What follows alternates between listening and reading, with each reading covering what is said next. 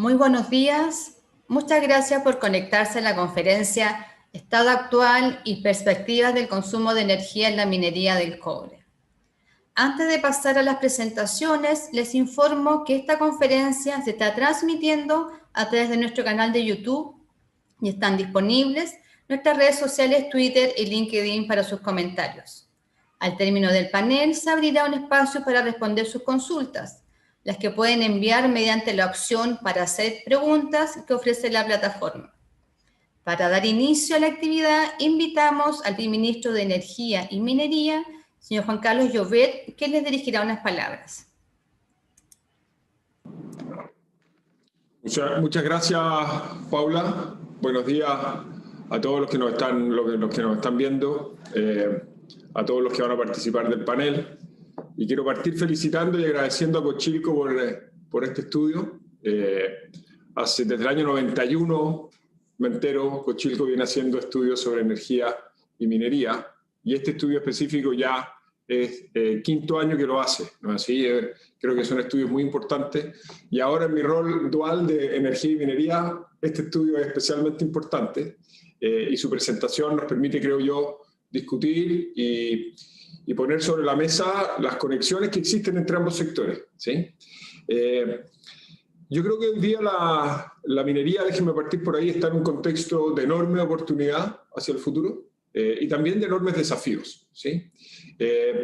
La oportunidad, a mi juicio, tiene primero una cara por el lado de la demanda, ¿sí? Las proyecciones de distintos organismos internacionales y nacionales, entre ellos Cochilco, muestran que la demanda de cobre en los próximos años debiera crecer de manera muy importante. Al 2030 hay estimaciones que dicen que la demanda de cobre a nivel mundial podría crecer más de un 40%, ¿sí? Lo que requiere el desarrollo de más minería, de mejor minería para poder ir atendiendo esa demanda. La demanda debiera crecer por distintas razones, pero la principal probablemente es que tal como está pasando en Chile, en el mundo, crecientemente las distintas economías van a tener que ir electrificando sus consumos, ¿sí? Nuestra vida cotidiana se está electrificando, estamos usando cada día más electricidad en nuestros hogares, y si queremos frenar a tiempo el cambio climático, cada día más vamos a tener que reemplazar los combustibles fósiles que usamos en el transporte, en la industria, en nuestros hogares, por electricidad generada a partir de energías renovables. Es esa transición desde los fósiles a la electricidad generada con renovables la principal palanca que tiene el mundo para reducir sus emisiones y frenar el calentamiento global. Y esa electrificación va a traer de la mano mayor demanda por cobre, no solamente en el sector transporte, donde los vehículos eléctricos, como sabemos, requieren muchísimo más cobre que los vehículos convencionales, sino que también la infraestructura de carga para esos vehículos y el aumento de la penetración de las redes eléctricas, entre otras infraestructuras que va a ser esencial para la electrificación. La electrificación, entre paréntesis, también va a generar mayor demanda por otros minerales que producimos en Chile, por ejemplo, el litio, ¿sí? Eso pone a la minería en una situación muy expectante de poder abordar esa mayor demanda aumentando sus producciones, haciendo una contribución muy importante a la lucha contra el calentamiento global y el cambio climático, y también en Chile una contribución muy importante en los años que vienen a la recuperación económica. El COVID, como sabemos, ha generado la crisis económica más severa que hemos tenido en décadas, y la minería ha sido un pilar esencial el año 2020 en frenar el impacto negativo que tuvo la pandemia sobre la economía nacional. Cuando uno mira los números agregados, la economía nacional tuvo una contracción muy importante el año pasado, y el único sector, o al menos de lejos el más importante, que ayudó a mitigar ese impacto negativo fue la minería, que logró crecer a pesar de todas las dificultades, y cuidando a sus trabajadores, su seguridad, lograron mantener sus operaciones andando y el desarrollo de los proyectos. Entonces, ese crecimiento de la demanda va a ser muy importante en los próximos años, porque va a ayudar a que la minería siga teniendo ese rol de motor en el crecimiento económico y en la recuperación de los empleos en nuestro país. Pero para poder aumentar su producción y atender esa creciente demanda, la minería va a tener que consumir, como muestra este estudio, cada día más energía. Y va a tener que consumir más energía, primero, porque va a producir más cobre, y segundo, porque va a necesitar cada día más electricidad por cada tonelada de cobre que produce, ¿sí? El informe resume bien cuáles son esas razones, pero para sintetizarlas, el envejecimiento de los yacimientos es una de las razones. En la medida que los yacimientos de cobre van envejeciendo, tenemos que trabajar con minas que tienen leyes más bajas, ¿sí? Tenemos que mover más mineral, digamos, para obtener el mismo cobre. Tenemos que trabajar con rocas más duras, tenemos que mover el mineral distancias más largas. Todo eso requiere más energía. Adicionalmente, en la medida que los yacimientos que son de óxido se van agotando y empezamos a trabajar más con yacimientos de sulfuro, vamos a pasar a producir cada vez más concentrados, que como sabemos requieren más energía eléctrica y requieren también más agua, ¿sí? El agua, a su vez, que es un bien cada día más escaso y difícil de obtener, en parte por la sequía, va a ser reemplazada por agua desalada. Y esa agua desalada, como sabemos, el principal costo de producirla en los puertos, en las costas, y luego de impulsarla hacia las operaciones mineras, el principal insumo es otra vez la electricidad, ¿sí? Entonces, la minería en los años que vienen, cada día más va a necesitar más electricidad para poder atender esa demanda creciente que va a tener en el mundo. Cuando uno mira los números del estudio, el aumento que proyecta Cochilco en consumo eléctrico entre 2020 y 2031 es de 25 a 33 terawatts de energía, ¿no es cierto? Eso es un aumento muy significativo que va a requerir el desarrollo de nuevos proyectos de energía, va a requerir crecimiento de nuestra matriz de generación y va a requerir también que esa matriz sea cada día más renovable, ¿no es cierto? Sería una paradoja que la minería, para producir el cobre que se va a demandar en el mundo para frenar el cambio climático, consuma electricidad que se generó con carbón, que es el principal emisor de gases de efecto invernadero, ¿sí? Por lo tanto, el desafío de la minería es atender esa mayor demanda por cobre, que va a ser esencial para frenar el cambio climático, pero hacerlo consumiendo mayor energía, pero que venga de fuentes renovables. Por eso es tan importante el esfuerzo que están haciendo ya muchas compañías mineras para migrar sus contratos desde generación en base a carbón a generación a partir de energías renovables. Muchas mineras están avanzando decididamente en esa línea. Las proyecciones que tenemos es que al año 2023 más del 60% del suministro eléctrico de las compañías mineras ya va a ser en base a energías renovables, aprovechando el enorme potencial que, como sabemos, tiene Chile en generación solar, en generación eólica, concentración solar de potencia, geotermia, hidroelectricidad y otros.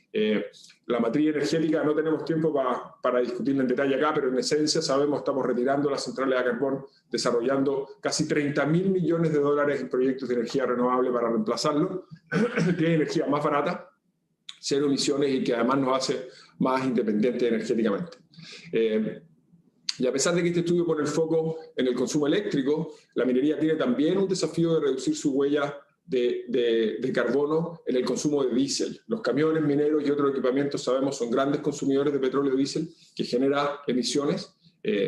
Y uno de los candidatos para reemplazar ese petróleo y diésel en el tiempo es, como hemos dicho en otras instancias, el hidrógeno. Y el hidrógeno, como sabemos, se produce a partir de electricidad, ¿sí? Y por lo tanto, si es que efectivamente el diésel es reemplazado por hidrógeno, ese hidrógeno va a generar mayor demanda aún, indirecta si queremos, pero demanda al fin por más electricidad, y esa electricidad tiene que ser también renovable. Así que creo que estos son dos sectores que están íntimamente relacionados, que la minería tiene una enorme oportunidad por delante, tiene importantes desafíos que está abordando, creo yo, de buena manera. Creo que este estudio lo hace muy patente, y quiero contarles para terminar que hoy, en algunos minutos más, voy a estar en un evento en el Coordinador Eléctrico Nacional, junto con el Coordinador Eléctrico y varias empresas del sector minero y del sector energía, lanzando una plataforma del Coordinador Eléctrico que va a permitir trazar los consumos de electricidad a sus fuentes de generación. Esto es muy importante porque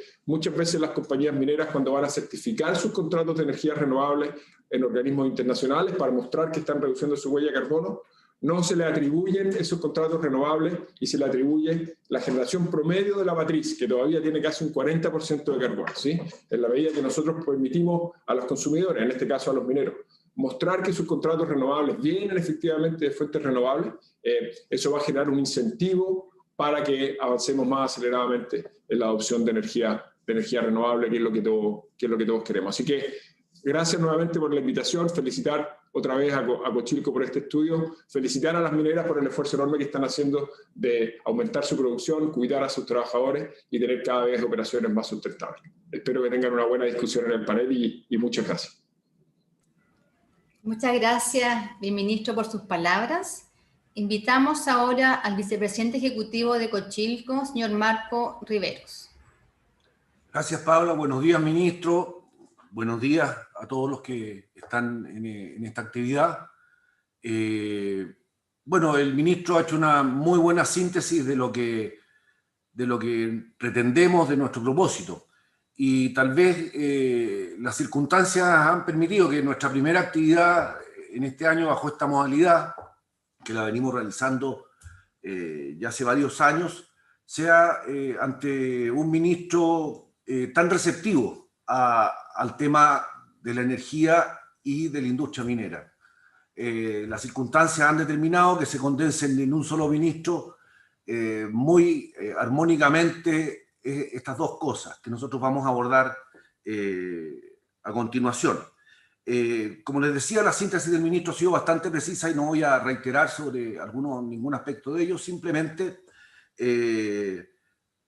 insistir en que la innovación es un desafío inmediato, ya no es futuro. Todos sabemos que nada estimula mejor la voluntad y la imaginación, el esfuerzo, que una necesidad ineludible o un peligro inminente. Bueno, nosotros a través de este trabajo queremos también transmitir la urgencia que esto demanda y tomar esto como un aporte desde lo público a ese esfuerzo. Y obviamente nos enriquece mucho la participación hoy día de Carlos Barría, que desde el Ministerio de Energía va a entregarnos su opinión. Y reiterar también el gran trabajo que ha hecho Rosana Abrantes y Andrés González, que los vi ayer con un entusiasmo y un cariño por esta presentación que augura un éxito seguro. También agradecer a los panelistas, José Tomás, a Carlos, como ya lo mencioné, y también al director de estudios de la Comisión Chilena del Cobre, don Jorge Cantallops, bajo cuya dirección también este trabajo se ha realizado. Yo no quisiera agotar más el tiempo, tenemos en este momento cerca de 100 personas que lo más probable es que estén más interesadas en escuchar a Rosana y a Andrés González, nuestros jóvenes profesionales que han desarrollado este trabajo, que además permite hacer comparaciones, determinar secuencias y colaborar a que las decisiones que se tomen en esta materia sean las más apropiadas, las más convenientes para el futuro y el desarrollo de esta industria, que no tenemos ninguna duda que una vez más, así como ha sido históricamente, va a ser la vanguardia del desarrollo de nuestro país. Así que en estos momentos de incertidumbre, de un mundo que implica desafíos, que también nos está trayendo muchos dolores casi diariamente, no podemos perder la vista, tenemos que subir la vista y seguir mirando y perseverando en nuestros desafíos. Yo no quiero agotar más, podría extenderme más, pero como he dicho, el ministro hizo una síntesis casi completa de lo que puede ser un telonero de una presentación de esta naturaleza. Agradecerle nuevamente, ministro, su interés y su participación y que esté receptivo a estos temas. Para nosotros también es muy importante, además de cumplir nuestros planes de trabajo, que las autoridades del sector también sean receptivas a lo que nosotros vamos desarrollando. Y usted, la verdad, en esa materia, en los pocos días que hemos podido interactuar, ha demostrado un gran interés y hemos sentido en todo momento un muy buen respaldo. No los agoto más y creo que el interés de todos está en la explicación de este estudio. Muchas gracias Marco Rivero, por sus palabras. Perfecto. Invitamos ahora a los analistas Rosana Abrantes y Andrés González, quienes dan la presentación Estado actual y perspectivas del consumo de energía del cobre, de energía en la minería del cobre.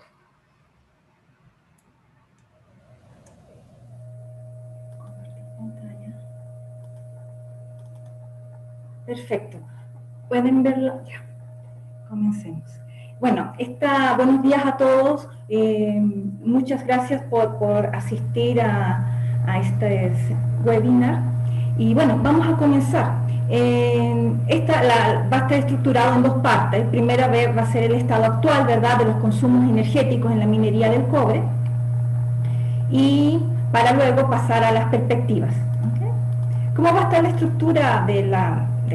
Bueno, energía en la minería del cobre, los consumos energéticos, las emisiones y toda esta transición, ¿verdad?, con energías renovables hacia el cambio climático, enfrentando un cambio climático y un desarrollo sustentable.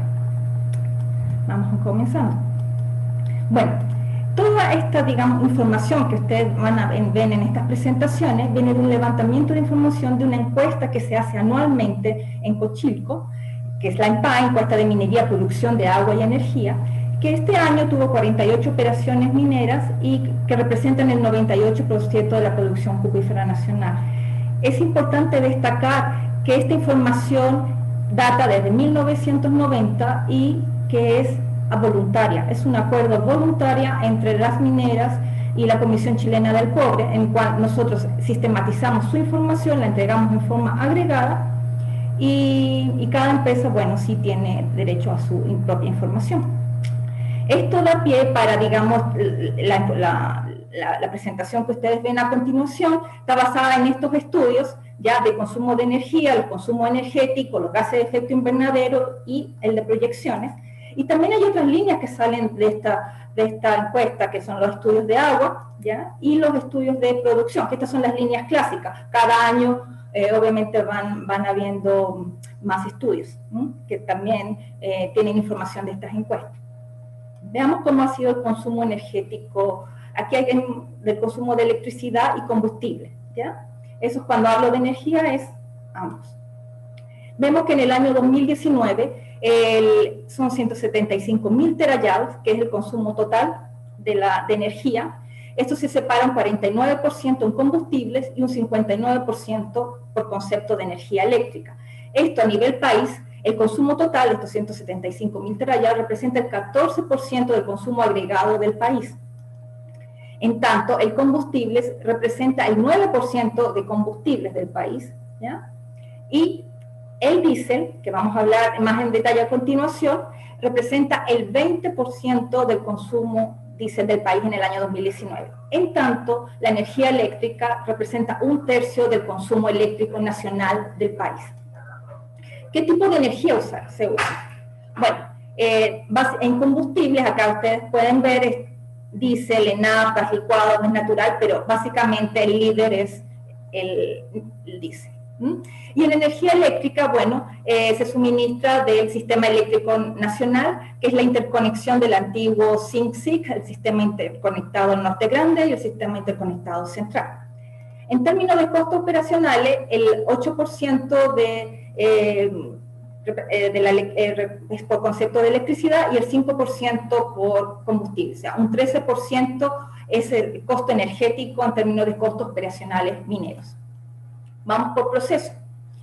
Acá se pueden ver en este gráfico los tres principales procesos más intensos en consumo energético. Mina Rajo liderando con un 42% y 72.000 terayados, le sigue la concentración que representa el 28% y la lixiviación, que acá está SXEW, bueno, para los que no son mineros, esto es extracción por solvente y electrowinning, y que también en español le decimos lixiviación. Bueno, acá podemos ver el consumo de electricidad y combustible por estos mismos procesos. Aquí ven cómo entre mina, el azul es combustible y el verde electricidad. Vemos que la mina Rajo es en verdad intensivo en el uso de combustible y la concentración en electricidad, bueno, y la lixiviación en electricidad también, versus el combustible. Veamos ya más en detalle por consumo de electricidad. Dentro del consumo eléctrico minero, ¿ya? Vemos que la concentración lidera con el 53% y seguido por la lixiviación con un 21%. En tanto, en combustibles, la mina Rajo es el que se lleva la mayor parte de consumo de combustibles con el 80%. Acá si vemos por región, nos damos cuenta que Antofagasta es la región que lidera los consumos energéticos, tanto de electricidad como de combustibles, y lo que es acorde porque es la región donde está concentrada la mayor parte de la producción minera. Bueno, veamos la mirada del qué ha pasado en los últimos 20 años, ¿ya? Vemos que del 2001 al 2019 ha habido un 22% de aumento en la producción de cobre versus un 103% en el aumento del consumo total de energía, ¿ya? Esto si lo desglosamos por electricidad, vemos que en este periodo ha aumentado el 90% en el consumo de electricidad y 119% en el consumo de combustibles. ¿Cuáles son las causas de esto? Bueno, hay temas estructurales. Básicamente lo que es el envejecimiento de las minas, lo que implica bajas leyes de mineral, yacimientos más profundos, mayores distancias de carreo, mayor dureza del mineral, ¿ya?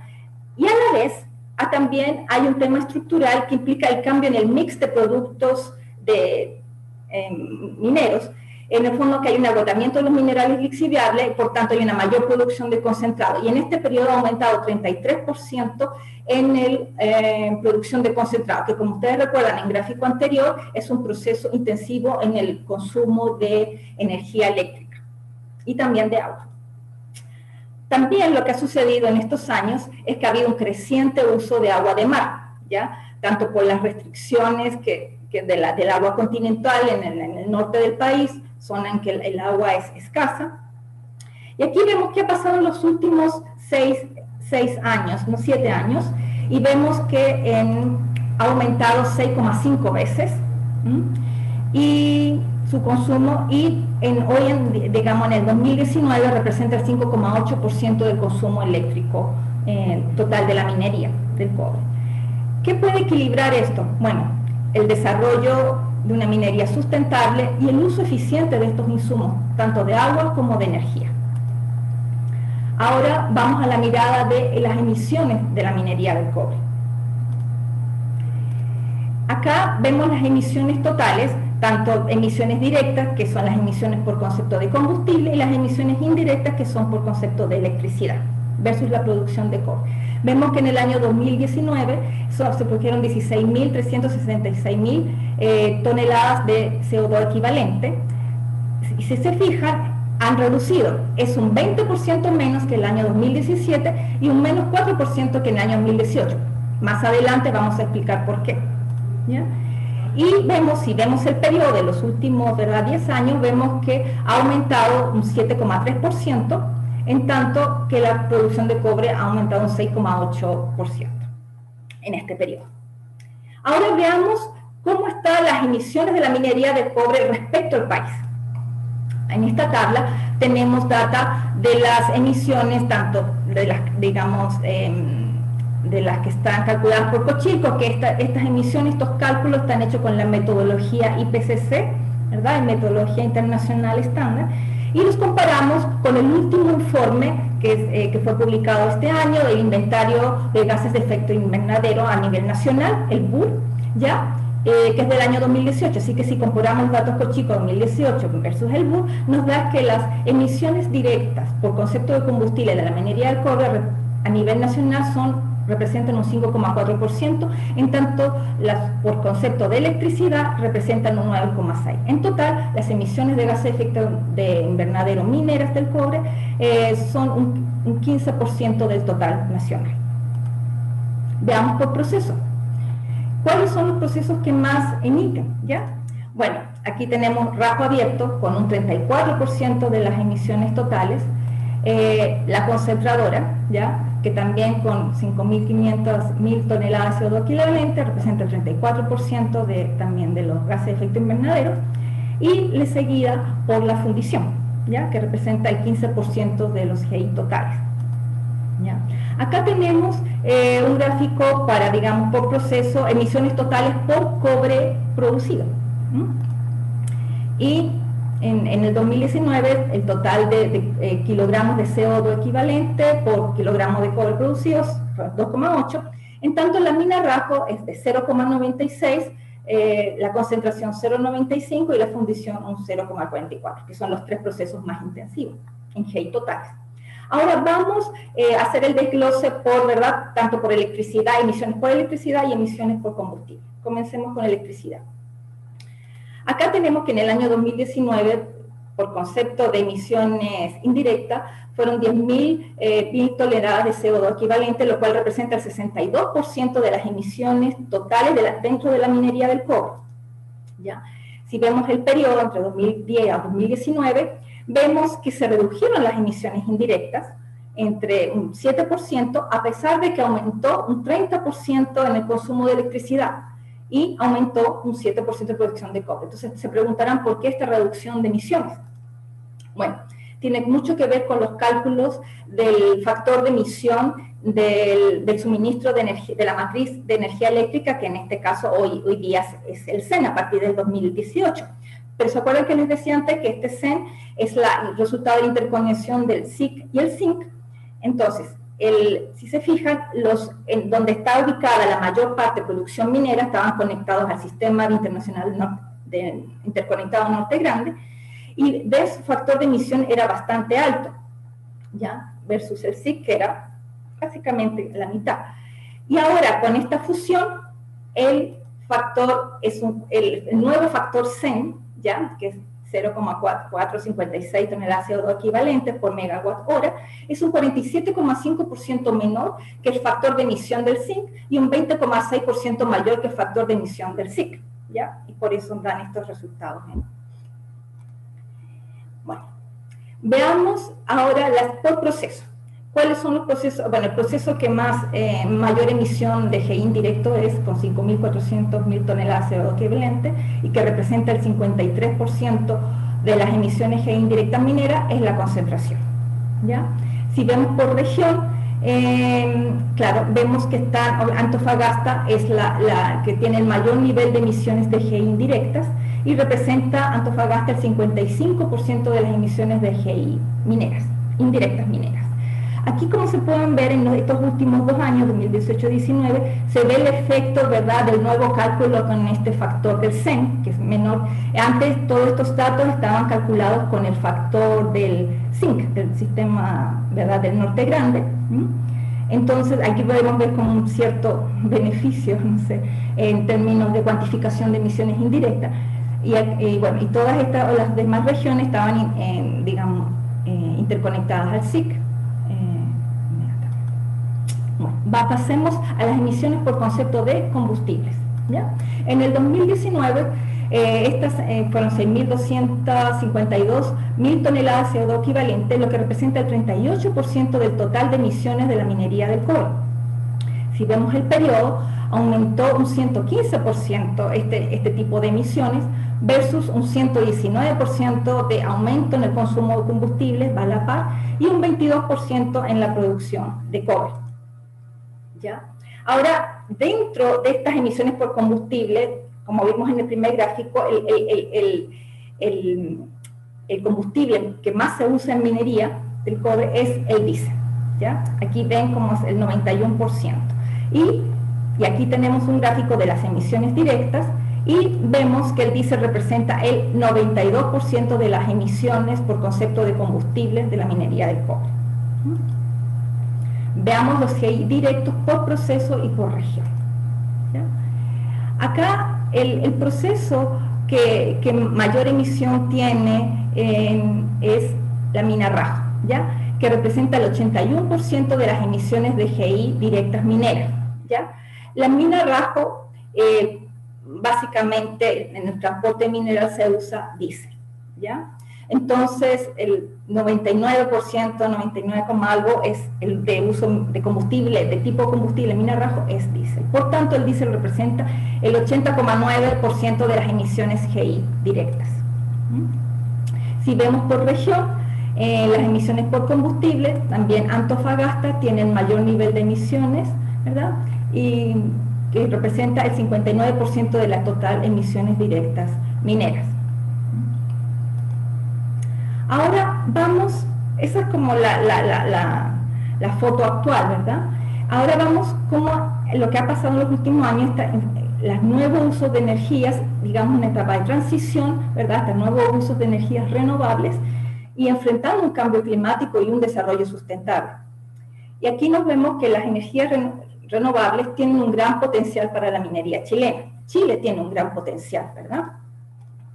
Y acá vemos una serie de proyectos de energías renovables, tanto no convencionales como solar, eólica, termosolar, concentración solar, como digamos ya ampliando también a renovables, como la minihidro.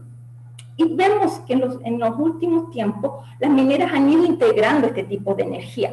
Una por uso directo, por ejemplo, el calentamiento de soluciones, por ejemplo, en lixiviación.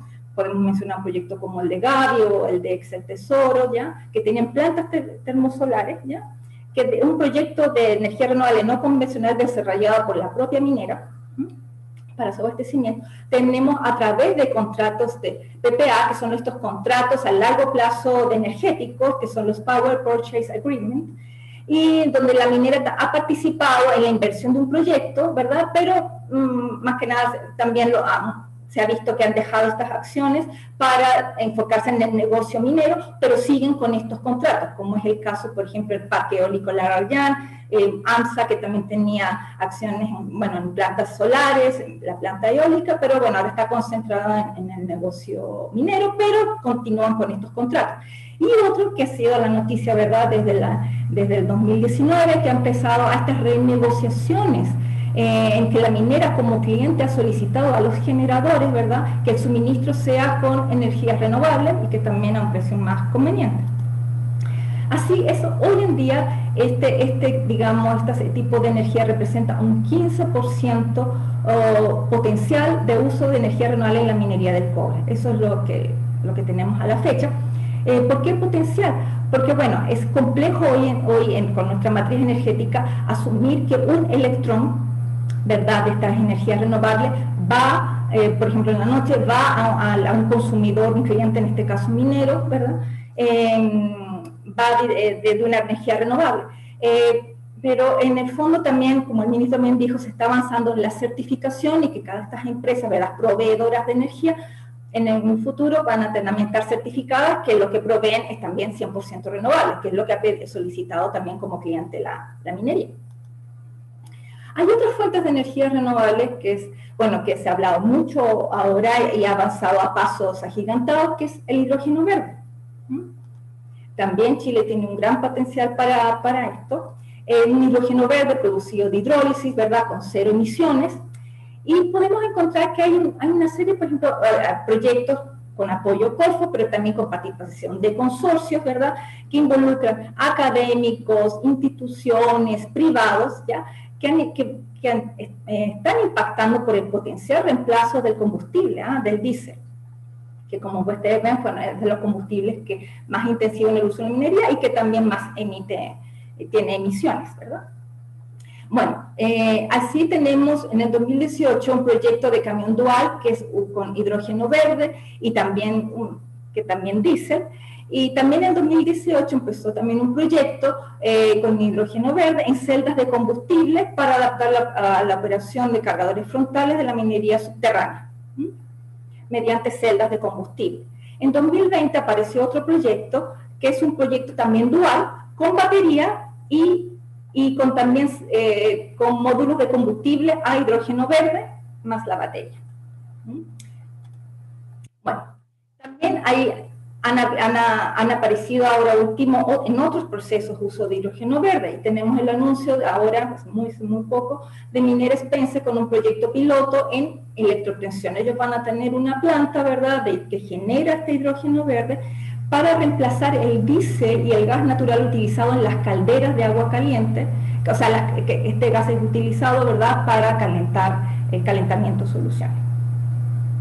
¿Ya? Y también hay otros esfuerzos en energías limpias, ¿ya?, que se han ido trabajando, que la minería ya estaba incorporando, que es, por ejemplo, la electromovilidad, que es ya el proyecto piloto también para taxis eléctricos, para transporte de verdad de los trabajadores, buses eléctricos, ¿ya? Y también las mineras, muchas mineras tienen uso digamos, energía solar para otras actividades, por ejemplo, ya en campamentos, para los casinos, etc. Eso es lo que yo quería comentarles en esta primera etapa y le doy paso a Andrés para que les hable ya del futuro, de las perspectivas de energía eléctrica.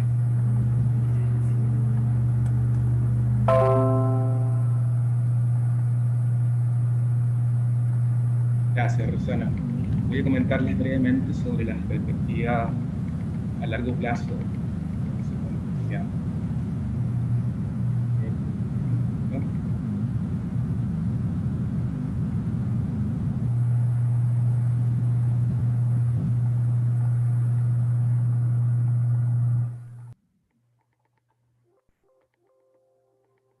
Bueno, muy brevemente, en esta parte hablaremos sobre las proyecciones, separando por escenario, por región, luego en total, en relación al total nacional, más adelante por proyecto, por proceso y por la condicionalidad de los proyectos, y luego finalmente por el uso que tenemos esperado de energía renovable. La figura que vemos a la derecha, tenemos la línea negra, el crecimiento esperado del consumo eléctrico de la minería del cobre para los años 2020 hasta 2031, que es nuestro periodo completo de proyección. Ya en el área de color gris están los escenarios mínimos y máximos de esta proyección.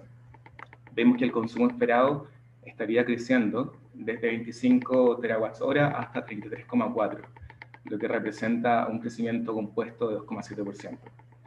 El mayor crecimiento que tenemos hacia 2025 se explica principalmente por la menor incertidumbre que hay respecto a los proyectos a ejecutar. Y vemos que ya al final del periodo, más o menos por 2029, tenemos una leve caída que estaría siendo explicada básicamente por la producción hidrometalúrgica, ya que esta, en base a los cátodos SXW, comienza casi a desaparecer debido al cierre de líneas de óxido de operaciones grandes y emblemáticas como Spence 26, Radomiro Tomic, Gavi y Lomas Bayas al final del periodo. Por otra parte, en la tabla abajo a la izquierda tenemos el crecimiento esperado del consumo eléctrico y la producción de cobre mina a nivel nacional, pero dividiendo el periodo en intervalos de 3 años, según nuestros 3 escenarios de análisis, el máximo, el esperado y el mínimo. En la última columna tenemos la variación acumulada durante el periodo. Vemos que para cada uno de los escenarios, ahí vemos con claridad cómo los requerimientos proyectados de electricidad son progresivamente mayores en relación a las variaciones esperadas en producción de cobre mina. Es decir, con el paso del tiempo, vamos a necesitar una mayor cantidad de electricidad para producir la misma cantidad de cobre. Esto se atribuye a causas estructurales de nuestra producción, nuestra matriz productiva, que ya nombró brevemente Rosana, pero básicamente destacamos el progresivo envejecimiento de las minas, las leyes que están cayendo el mineral, el agotamiento de los minerales oxidables y, por supuesto, el mayor uso de agua de mar. Acá vemos la figura a la derecha, que tenemos la evolución del consumo energético en la minería por región a lo largo del periodo de estudio. Como es esperable, vemos que Antofagasta, que está en color gris, es con bastante distancia la región que más consume energía eléctrica, concentrando en 2020 más de la mitad del total, con un 53%, lo cual equivale a unos 13,3 terawatts, porcentaje que esperamos que caiga hasta un 51%, pero obviamente seguiría manteniendo el dominio con mucha distancia. Le están siguiendo Tarapacá, con 2,9 terawatts-hora, que es el 12% total del 2020, que crecería hasta 4,1 al 2031. Atacama, con 2,3 terawatts-hora, equivalente al 9% en 2020, que crecería a 4,8 terawatts al 2031, equivalente al 15%. Luego está O'Higgins y finalmente Cauquín.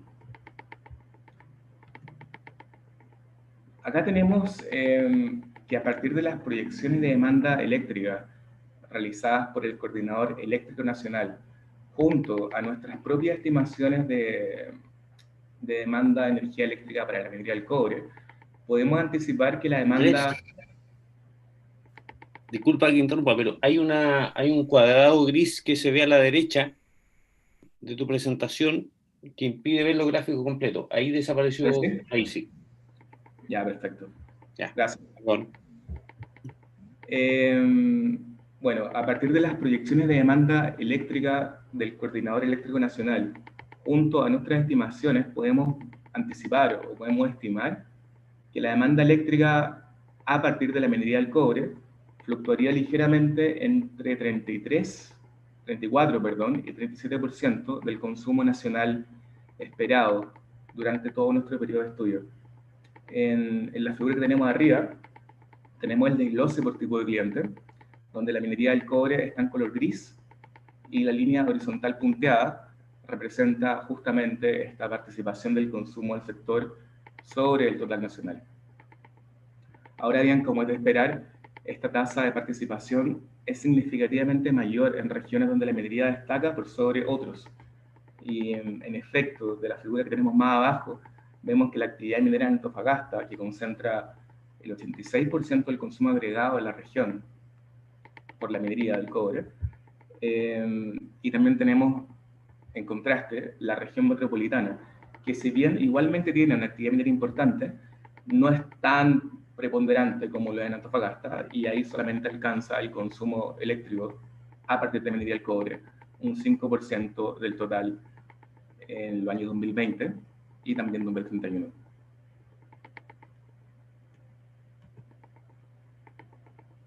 Dada la construcción metodológica que estamos ocupando y considerando que el nivel de incertidumbre es creciente en el tiempo, la relevancia de los proyectos que aún no cuentan con la decisión de construirse será mayor conforme aumentan los años. Así como vemos en la figura arriba a la derecha, durante el periodo 2020-2022, estamos esperando que prácticamente la totalidad del consumo energético en la minería del cobre provenga de operaciones en proyectos que ya están en construcción, es decir, los proyectos base. En relación a los probables, los posibles potenciales, vemos que progresivamente irán adquiriendo una mayor importancia, una mayor relevancia, hasta llegar a un 30% estimativamente, lo que equivale a 10,2 terawatt-hora del consumo esperado hacia el 2031. Por otra parte, de la figura que tenemos más abajo, vemos que al 2020 las faenas que ya están en operación representan el 78% del consumo de energía eléctrica, con unos 19,6 terawatt-hora. Este consumo comienza a decaer en prácticamente todos los años del periodo de estudio, llegando a 11,9 hacia el año 2031. En paralelo, para algunas de las operaciones actuales, estamos esperando proyectos de reposición o expansión, que en conjunto permiten anticipar una demanda adicional de 11 terawatts-hora o un 33% total al 2031, desde niveles actuales cercanos a 3,4 terawatts-hora, que equivale a un 13% total. En tanto, también estamos proyectando que los proyectos nuevos pasen a representar el 8% del consumo esperado en 2020 hacia un 31% en 2031. Esta creciente importancia de los nuevos se atribuye en gran parte a Sierra Gorda Concentrados, de KGHM, Esperanza Sur y Encuentro Sulfuro, de Centinela Toranza, Quebrada Blanca Fase 2, de TEC, Spence de BHP, Spence Growth Option, Santo Domingo de Capstone y Nueva Unión, que viene con sus fases 1 al 3 por el joint venture entre TEC y New Gold. Para el año 2020, estamos esperando que el mayor consumo de energía eléctrica provenga de la concentradora, con 12,8 terawatts-hora, lo que representa el 56% de la energía eléctrica demandada. Ahora bien, ya para el año 2031, estamos esperando que la electricidad, que la demanda eléctrica de este proceso se incremente hasta 18,6 terawatts-hora, lo que representa 2/3 del total. Este incremento se debe en gran parte a proyectos de expansión y nuevos que están enfocados en la obtención de concentrados de cobre y también debido a leyes decrecientes, lo que implica que haya una mayor cantidad de mineral a procesar. Vinculado a este incremento en concentradora se cuenta el declive en la producción esperada de cátodo XW, lo que se refleja en que los procesos de lixiviación van a experimentar una caída, o esperamos que la experimenten, desde 5 TWh en 2020 a unos 2 TWh en 2031, lo que equivale a pasar de representar un 20% del total hacia el 2020 a un 6% hacia el 2031.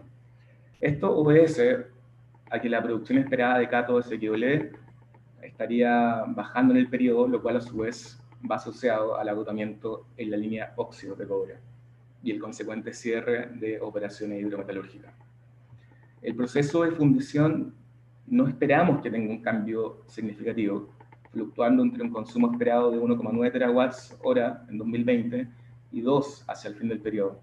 En líneas generales, esperamos que haya una cierta estabilidad en la producción de las principales fundiciones del país, con tal vez la excepción de la posible entrada en operación del proyecto de modernización de la fundición Hernán Pie La Lira, o Nueva Paipote.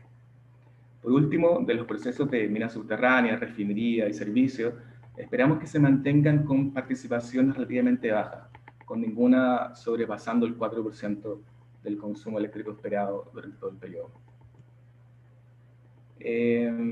Por otra parte, un ítem que ha tenido y seguirá cobrando una importancia creciente en el consumo eléctrico en el norte del país es el uso de agua de mar. Y me pareció que era importante separarlo de otros procesos, dada la importancia que está cobrando. Este uso de agua de mar conlleva, en varios casos, desalinización y siempre la impulsión del agua hacia las faenas mineras.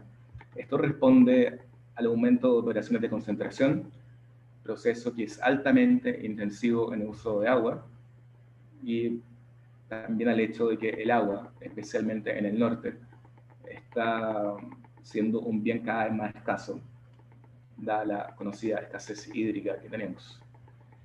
En el estudio Proyección del consumo de agua en la minería del cobre, estimamos de hecho que el consumo de agua de mar prácticamente se duplicaría entre el año 2020 y 2031, pasando de unos 5,7 metros cúbicos por segundo a 10,9 metros cúbicos por segundo en los años mencionados. De lo anterior, esperamos que el consumo eléctrico requerido para desalación e impulsión de agua de mar se duplique, pasando a un consumo eléctrico de unos 1,7 TWh en 2020 a unos 3,5 en 2031. Con esto, estamos proyectando que hacia fines del periodo, la impulsión y desalación de agua de mar será el proceso de mayor intensidad en consumo energético eléctrico después de la concentradora, con cerca de un 10% del total. Ya finalmente, para terminar, quisiera destacar el crecimiento estimado en el uso de energías renovables, únicamente en base a los contratos PPA acordados por las mineras con las generadoras, junto a los proyectos de suministro directo de las propias mineras. A partir de estos, vemos que el suministro energético por energías renovables crecería desde unos 3,8 TWh en 2020 hacia cerca de 17,7 en 2023, lo que representa cerca de un 63% de los requerimientos totales de energía eléctrica del sector hacia el fin del periodo. En este punto destacan varios de los acuerdos ya mencionados previamente por Rosana, como BHP con Enel para Escondida y Colbún, para Spence, Antofagasta Minerals, con Colbún para Saldívar y Engie para Antucoya y Centinela, junto a proyectos de suministro de energías renovables no convencionales de los Pelambres. También contamos con Yaguasi, con Enel y Chuquicamata, con Engie, entre otros. Ahora bien, si me permite un par de disclaimers que podrían incidir en esta proyección preliminar. Primero está que la entrada en vigencia de un contrato no necesariamente implica que inmediatamente comience el suministro al 100%. Aquí, por ejemplo, tenemos el caso de Sierra Gorda con AES-Gener, cuyo contrato estaría partiendo en 2021, pero solo en 2023 se espera por parte de la empresa que llegue a un suministro de 100% de energías renovables. Lo otro es que algunos de los contratos estipulan que es responsabilidad del distribuidor proveer el suministro según la tarifa de energía acordada.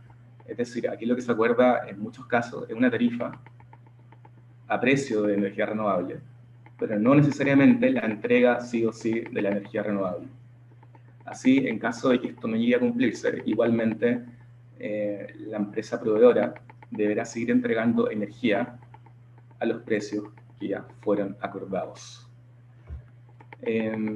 Ahora doy el pase a Rosana nuevamente, para que haga algunas acotaciones finales sobre políticas públicas sobre la energía eléctrica en la minería del cobre.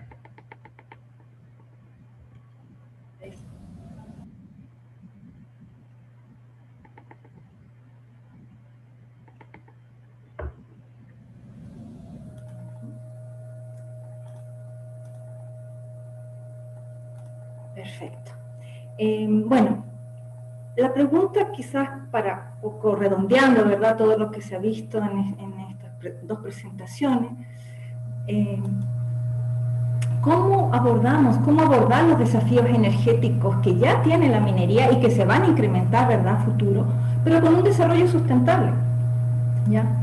Bueno, tenemos por un lado tres cosas que van de la mano: el tema del desarrollo de la tecnología, tanto del hidrógeno, de las renovables, sus sistemas de almacenamiento, aumentar sus factores de planta, etcétera. Hay millones, digamos, de tecnología más. No hablemos solamente de energía renovable, sino también optimizar, ¿verdad?, los procesos.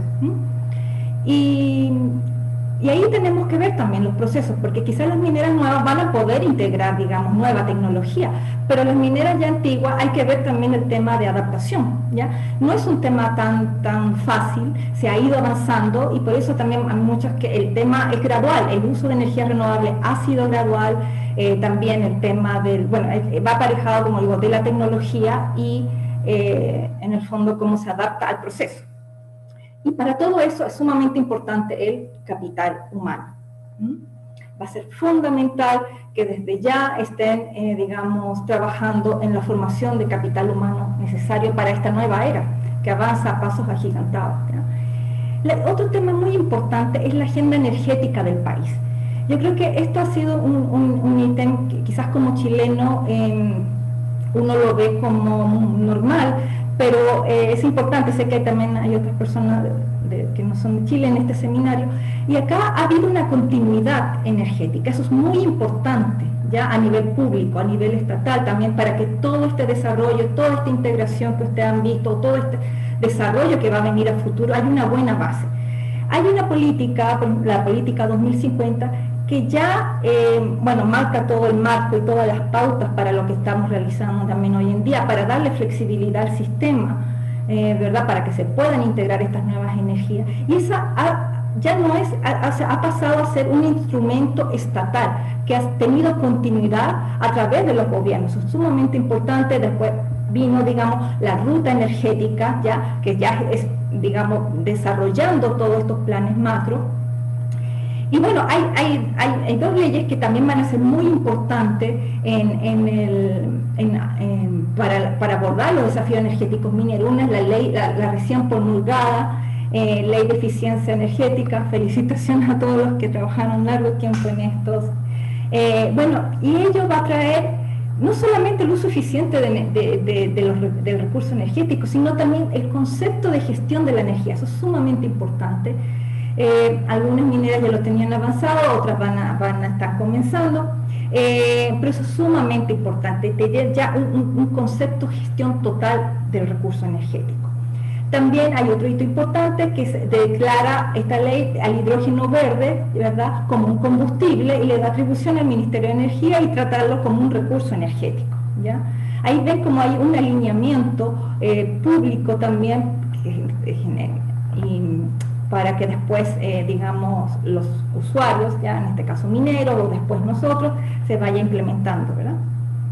Y también ha dado impulso a la electromovilidad, ¿no?, que ya también ya se ha visto, como vimos anteriormente, los mineros también han ido ya implantando sus planes piloto, y con el futuro esto se va incrementando. Hay una estrategia nacional de hidrógeno verde que marca todas estas pautas para generar este mercado, ¿verdad?, de hidrógeno verde, y potenciar a Chile como un generador de hidrógeno cero emisiones. Entonces, Y la ley de cambio climático, que ahora está, digamos, en conversación en el Senado, ¿verdad? Están siendo revisadas las observaciones, pero ya se ha estado trabajando en mitigación, ¿verdad? Que es la reducción de las emisiones, que ustedes lo que hemos visto en las presentaciones, y ahora el trabajo que llega es la adaptación. Adaptación al cambio climático, que es algo va a ser muy importante y que necesitamos un trabajo en conjunto. Como recomendaciones también de políticas públicas futuras, bueno, hay un trabajo público-privado, académico, sociedad. Acá tenemos que estar todos involucrados. Y muchas de las iniciativas, lo interesante es que se han visto que ha sido así. Entonces, ha habido un trabajo público, privado, académico y sociedad, y además también con la agenda también que va a la par. Bueno, ahora también tenemos un ministro que viene de ministro, entonces va a ser muy interesante este trabajo justamente de minería, del Ministerio de Minería en conjunto con Minería, ¿verdad? En estos temas. Ahora hay otra parte muy importante que es la mediana minería. La mediana minería también ha hecho avances, también tiene Cerro Negro, Rafael, también ha integrado energía renovable, INAMI, pero en otros puntos van a necesitar apoyo. ¿Ya? Eso también debe también desarrollarse como un enfoque en la política también hacia ellos, cómo abordarlos, ¿verdad? Y también hacer la bajada regional, especialmente ahora que estamos hablando de adaptación y en muchos temas. Están los lineamientos generales, pero también debe haber un enfoque regional. Bueno, y eso es más o menos lo que quería contarles, y ahora le doy paso a Paula para que introduzca el panel. Muchas gracias. Muchas gracias, Rosana y Andrés, por la presentación.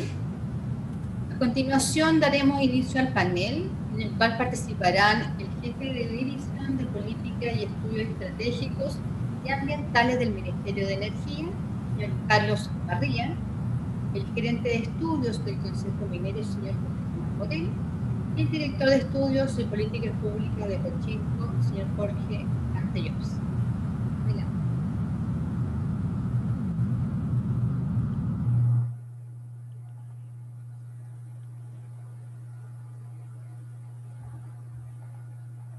¿Aló? ¿Aló, se escucha? Sí. Bueno, muchas gracias, panelistas, por acompañarnos en esta, y lo que nos gustaría es dejarles un tiempo ahora para comentar los resultados del estudio y ver algunas iniciativas también que pueden haber desde el punto de vista privado del Consejo Minero, también cómo ve esto desde el Ministerio de Energía. Comenzamos con José Tomás.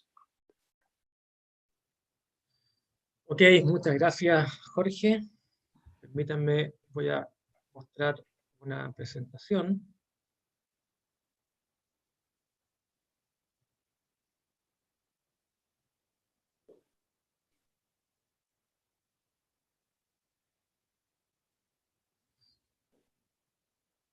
¿Se ve, cierto? Sí.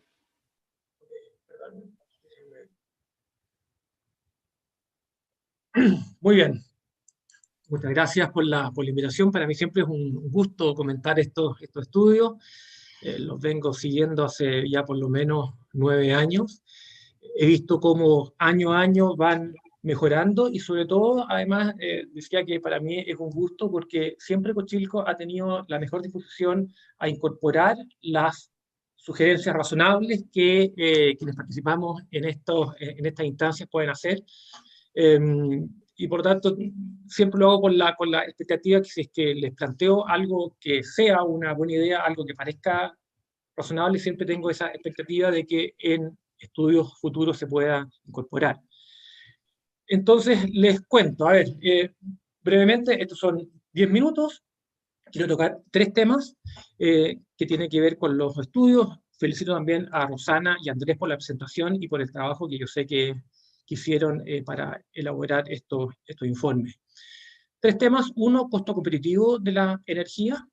El segundo punto, coeficientes unitarios, y ahí voy a abordar la discusión, una brecha que yo veo entre el uso de coeficientes unitarios constantes, que ya lo voy a explicar, versus proyecciones ambiciosas que aparecen en otra instancia, y quizás Carlos Barrida después puede profundizar sobre ellas, y ahí lo voy a abrir en dos temas: sustitución de energéticos y eficiencia energética, y finalmente factores de emisión de gas efecto invernadero sistémicos versus individuales, algo que ya mencionó en su apertura el viceministro de Minería y Energía. Voy entonces con costo competitivo de la energía, algo ya lo mencionó ahora ahí Rosana en su presentación. Acá yo tengo un gráfico también sacado de información de Cochilco, posiblemente no está tan actualizado como el que mostró Rosana, además que acá solamente tengo gasto operacional, no el costo, en fin, tiene algunas diferencias, pero el punto es el siguiente: uno hace estos estudios de energía porque siempre se ha dicho que la energía es un insumo estratégico para la minería, lo que es muy cierto. Además, la minería es fundamental en el consumo eléctrico del país, representa alrededor de un tercio. Y además porque en términos de costo la energía sigue siendo relevante para la minería. En energía eléctrica, dentro de los gastos operacionales, gasto de caja representa un 11%, si le sumamos combustibles, otro 5% más, llegamos a un 16% de los gastos operacionales, de los gastos de caja corresponde a energía. Por eso que es importante para la minería mantener esos costos acotados. Y déjenme entonces pasar a la siguiente lámina. Aquí hicimos una comparación entre los costos de energía eléctrica para empresas mineras en países productores de cobre. Aquí tomamos Chile y los siguientes 5 países en términos de su participación en el mercado mundial de producción de cobre. Y acá ustedes pueden ver un gráfico que no es muy alentador. La curva de más arriba es la de Chile. Chile hasta el año 2007 más o menos tuvo costos que estaban cerca del promedio de los demás países mineros. Después tuvimos la crisis del gas natural argentino, tuvimos algunos problemas de sequía, nuestros costos se dispararon, y posteriormente hemos visto que esos costos han ido bajando, pero la verdad es que no han bajado lo suficiente como para volver a estar cerca del promedio de costos de los demás países mineros, sino que vemos con ese valor de $104 por megawatt hora. Si lo comparamos con el promedio de esta muestra de países, que están 76, ¿cierto? Es algo así como un 37% más alto los costos de energía eléctrica en Chile que el promedio de esos otros países mineros productores de cobre. Por lo tanto, hoy la energía es un factor que le resta competitividad a la minería chilena. Y eso creemos que es algo que deberíamos hacernos cargo, y mi expectativa sería que a futuro Cochilco ponga un mayor foco en el costo de la energía eléctrica y cómo eso es un factor que aporta o más bien le resta competitividad a la minería del cobre en Chile. El segundo punto es coeficientes unitarios constantes. Si ustedes tienen la oportunidad de leer el informe de Cochilco, algo ya lo mencionaron Rosana y Andrés: cuando se hacen las proyecciones, se asume que el consumo de energía por cada proceso se mantiene constante hacia el futuro. Por eso me refiero con coeficientes unitarios constantes. Consumo de energía por ejemplo, cobre procesado en la planta concentradora. Eso se supone que es constante de ahora en adelante. Y sin embargo, lo que nos encontramos es otra discusión relevante que ya se ha mencionado un par de veces hoy día, por ejemplo, el uso del hidrógeno. Y si ustedes ven este gráfico, que este está tomado de un trabajo de Carlos Barrida, porque es parte de la planificación energética de largo plazo, si que ustedes ven, se proyecta para la minería, es esta franja del medio, que el uso del hidrógeno verde empieza a ser significativo a partir de más o menos el año 2025. Ya el año 2030 claramente se espera un uso significativo de hidrógeno, específicamente ahí lo dice: reemplazo de motores diésel en la minería e industria nacional. 37% de la energía utilizada para fines motrices en los sectores de cobre de mina Rajo. O sea, acá se está suponiendo que los camiones que usan diésel, recuerden que la mina Rajo representaba el 80% del consumo de combustibles, ¿cierto? Entonces, esos camiones, los CAEX, sustituirían consumos de diésel, entonces se pasarían a hidrógeno. Hay otros proyectos, otras iniciativas, otras expectativas de que se reemplace por baterías. Pero mi punto es el siguiente: mientras Cochilco supone que vamos a seguir usando diésel en los camiones mineros, hay toda una discusión pública que dice no, los camiones mineros van a ir abandonando el diésel y lo van a sustituir ya sea por hidrógeno o por baterías eléctricas. Entonces sería deseable que se cerrara esa brecha que hay entre las proyecciones que hace Cochilco y las proyecciones que se están haciendo en otras instancias de discusión pública. Creemos que eso incluso se puede facilitar hoy con el biministro de Minería y Energía para que ambas visiones se integren. Respecto también a lo mismo, pero de los coeficientes unitarios constantes, pero ahora enfocado en eficiencia energética, ya Rosana mencionó que contamos con una nueva ley de eficiencia energética donde se establecen metas de reducción de intensidad energética, consumo sobre ventas. Ojo con lo que dijo Rosana, dijo que en los últimos 20 años la producción de cobre había aumentado un 22% y el consumo de energía había aumentado un 103%. Y acá ustedes ven que la expectativa que introduce esa ley es que la razón entre consumo de energía y ventas es una composición entre producción de cobre y precio, que ese cociente vaya disminuyendo. Y en los últimos 20 años, lo único que hemos visto es que eso ha ido aumentando. Al ir aumentando, ¿significa que hemos sido menos eficientes en el uso de la energía? No, ya han explicado muy bien que hay efectos estructurales que llevan a que el consumo de energía por unidad producida o por ventas tienda más bien a aumentar. Por tanto, ahí también tenemos una brecha entre lo que supone Cochilco, coeficientes incluso unitarios de eficiencia energética hacia adelante, y lo que está en la discusión pública. La política energética, que ahora se está discutiendo su actualización, también por ahí hay una propuesta de ahorro energético de 30% al año 2050. Y uno dice, a ver, pero que eso la verdad es que no calza para nada con los 20 años previos en que, insisto, uno ha visto un aumento de consumo de energía por unidad producida o por ventas. Aquí a la derecha les pongo este gráfico sobre consumo de electricidad en plantas concentradoras y el consumo unitario, kilowatt hora por tonelada procesada para faenas chilenas a la izquierda, faenas extranjeras a la derecha, y ustedes ven que la intensidad de consumo de energía por tonelada procesada el promedio es prácticamente el mismo, y la dispersión también es muy similar. Cada una de las barras representa una faena. Entonces, la pregunta es, cuando tengamos esta expectativa de eficiencia energética, mejoras en eficiencia energética, esa reducción de la intensidad energética, ¿se va a aplicar a quién? ¿Al promedio de las faenas? ¿A las faenas con menor intensidad que eventualmente ya hicieron el esfuerzo y que tienen mejor eficiencia?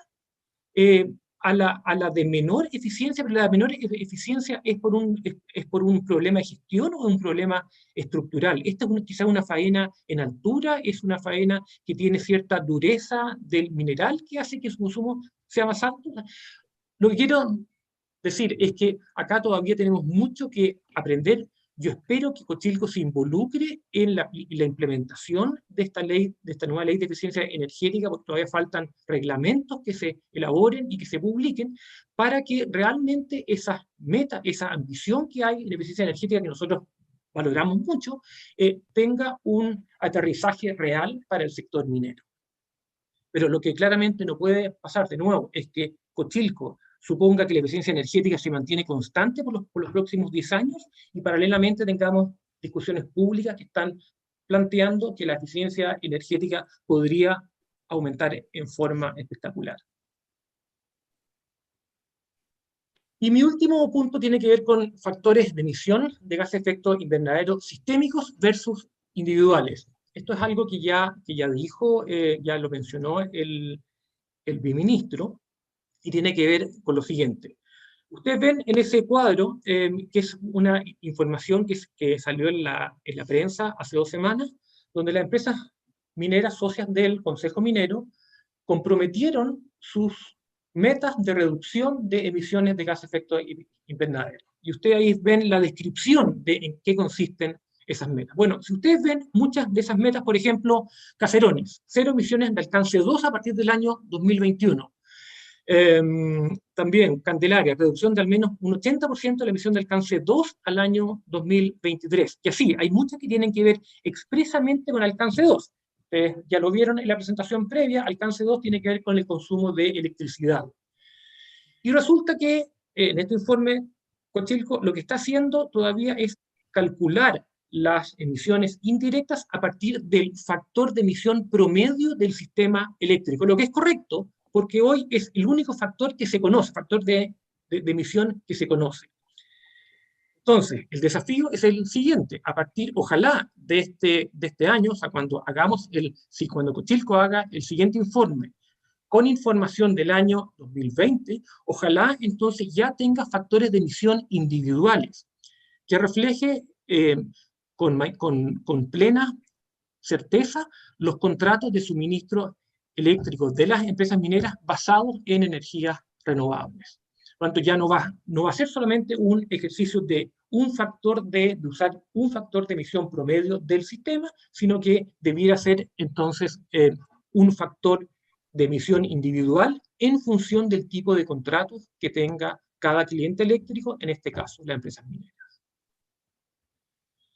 Resumo, ¿cierto? Entonces, ¿cuáles son los mensajes? Costos competitivos de la energía para la minería. Esperamos que Cochilco ponga un mayor foco en estudios futuros respecto a si la energía es o no un factor que añade o más bien resta competitividad a la minería.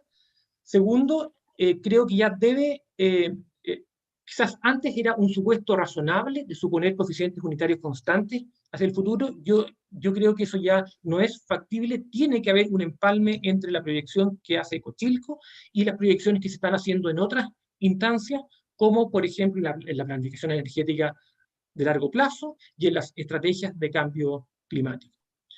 Y por último, lo que también esperamos es que ojalá en el siguiente informe Cochilco, en lo que se refiere a las emisiones indirectas de gases de efecto invernadero, empiece a usar factores de emisión individuales en función de los contratos y no solamente un único factor de emisión del sistema. Eso es. Muchas gracias.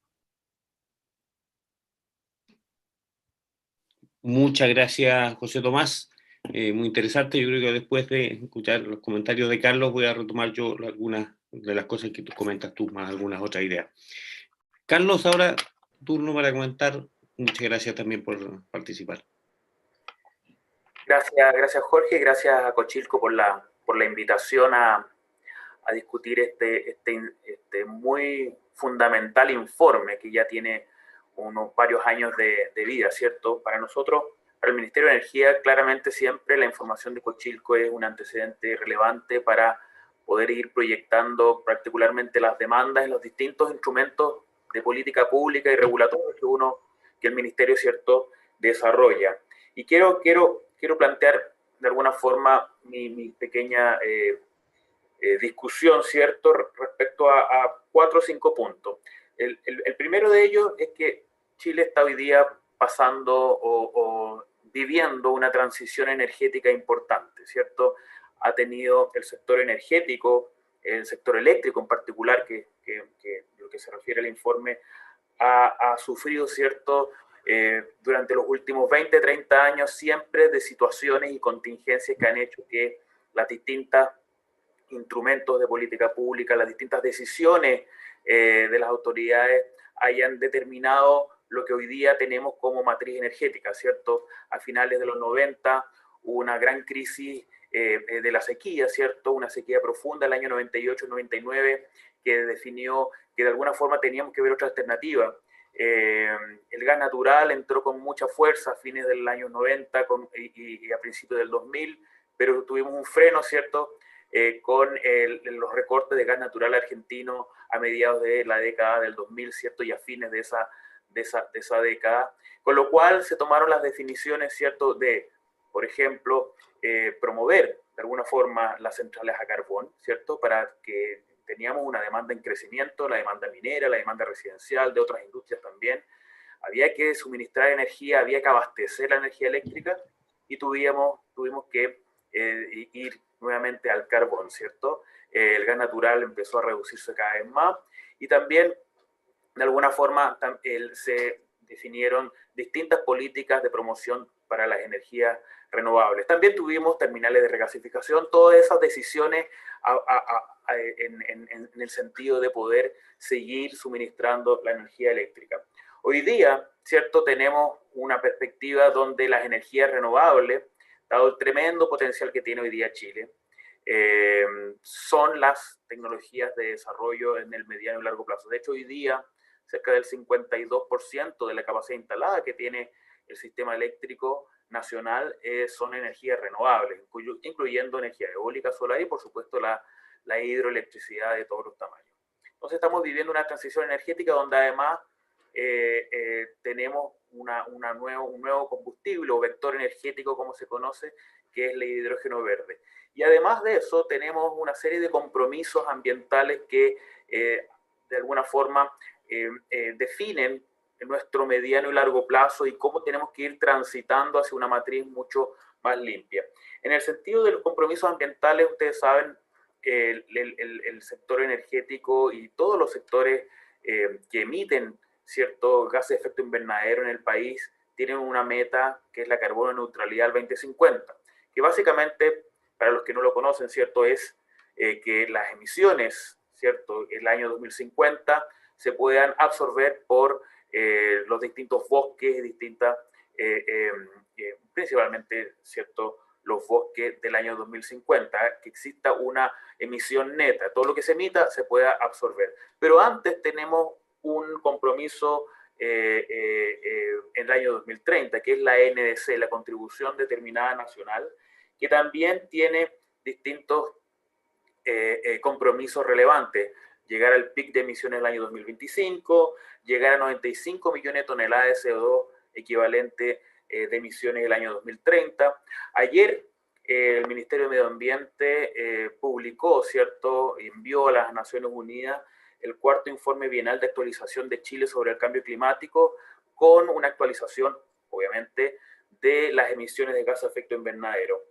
Al 2018 fueron, el sector energía, 87 millones de toneladas y en total 112 millones de toneladas.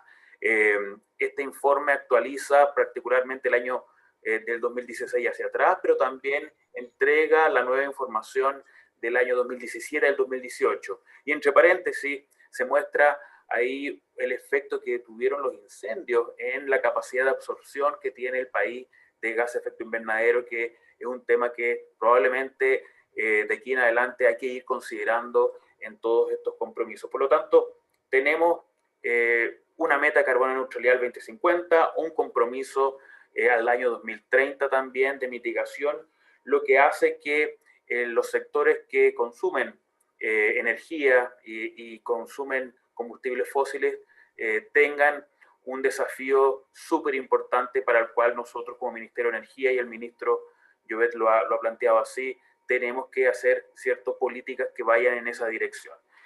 Integrar energía renovable, tener una estrategia que ya fue publicada en el noviembre pasado de hidrógeno verde, porque vemos que tiene un tremendo potencial en el país y para que ese potencial sea aprovechado lo antes posible, bueno, hay que ir trabajando en implementar los distintos proyectos que hoy día ya se están desarrollando, ¿cierto? Y está, obviamente, un compromiso que se está discutiendo en el Congreso, lo comentaba Rosana, ¿cierto? La ley marco de cambio climático que va a ir definiendo, que define no solamente una meta, la meta de la carbono neutralidad 2050 legalmente, sino que además define una serie de mecanismos e instrumentos, por ejemplo, los planes sectoriales de mitigación, los presupuestos sectoriales donde energía, minería, transporte y otros, ¿cierto?, tendrán que ir definiendo cómo van cumpliendo, cuál es la perspectiva de cumplir los distintos metas y compromisos de mitigación al 2030. Por lo tanto, tenemos un compromiso ambiental país que tenemos que ir, que es un desafío para todos, ¿cierto? Y tenemos que ir cumpliendo. Lo segundo es que justamente estábamos en pleno, lo comentaba José Tomás, ¿cierto? Estamos en pleno proceso de actualización de la política energética nacional. La comentaba Rosana que tenemos hoy día una política nacional vigente, ¿cierto? Que se publicó el año 2015 y corresponde ahora, de hecho, su actualización. Y esa actualización la estamos desarrollando, empezamos el año pasado, ¿cierto? En su actualización y va a requerir y está requiriendo, ¿cierto? Distintas visiones. Tenemos un comité consultivo donde hay una mirada transversal de ONG, gremios, ¿cierto? Por cierto, está el Consejo Minero, y tenemos que de alguna forma ir definiendo cómo vemos el largo plazo, el mediano y largo plazo del sector energético, incluyendo los consumos energéticos, ¿cierto? Para ir cumpliendo las metas sectoriales, ¿cierto? Y para ir teniendo, y para que el sector energético también siga aportando al crecimiento y al desarrollo económico del país. Ese proceso todavía está valga la redundancia, en proceso, no se ha definido nada todavía, de hecho está en comité consultivo y creemos que ya en mayo de este año vamos a poder tener el anteproyecto. Tal como la política minera también, que hoy día se está desarrollando el Ministerio de Minería, esta política energética van y tienen que, de alguna forma, dentro del proceso, ir con la evaluación ambiental estratégica, que también es una parte bien relevante, ¿cierto?, para darle esta validación y certificación de evaluación ambiental estratégica que permite que el proceso cumpla los estándares que requiere para su desarrollo, ¿cierto? Y ahí también vamos a tener una discusión importante. Y otro gran tema que probablemente va a tener, y puede responder también a los comentarios que hacía José Tomás, es nuestra planificación energética de largo plazo. Y ahí, de hecho, ya tenemos una invitación a Cochilco para que sea partícipe del equipo de planificación energética de largo plazo. La planificación energética de largo plazo, que se conoce como PELP, ¿cierto? En diciembre lanzamos el registro para que los distintos interesados se puedan conectar, se puedan inscribir y conectar después a todas las reuniones, porque evidentemente probablemente vamos a seguir en este formato. Y la PELP es relevante porque de alguna forma es la que va a ir definiendo los distintos escenarios de proyección de oferta y proyección de demanda que el país, ¿cierto?, ve, ¿cierto?, en el mediano, en 30 años, en el mediano y largo plazo. Obviamente, cuando uno ve el 2050, tiene que definir una trayectoria para llegar a ese 2050. El ejercicio de la planificación energética a largo plazo se relaciona muy, muy fuerte con este estudio que ustedes están haciendo y que, ¿cierto?, actualizan periódicamente.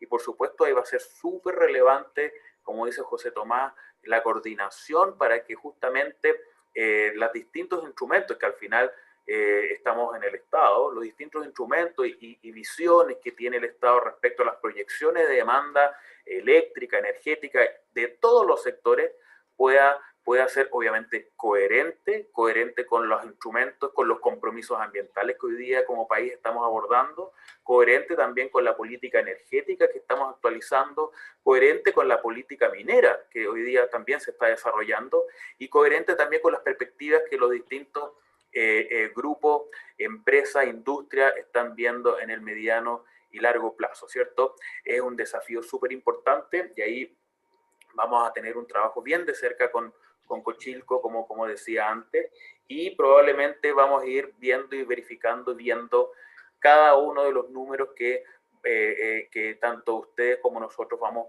proyectando de la demanda energética del país, demanda energética de combustibles, demanda energética de electricidad. Y por supuesto vamos a ir incorporando también, como decía, los distintos instrumentos de política pública, la ley de eficiencia energética, la desalación, como comentaban antes las presentaciones, ¿cierto?, los nuevos proyectos mineros, como decía, la ley marco de cambio climático, cómo esta nueva política ambiental, ¿cierto?, se va incorporando también en la planificación energética.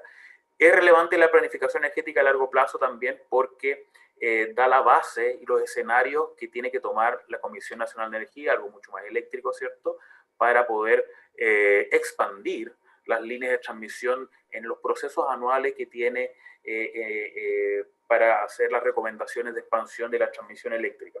Y acá voy al siguiente punto, que es la infraestructura necesaria para poder transitar, ¿cierto?, a esta nueva visión de la energía.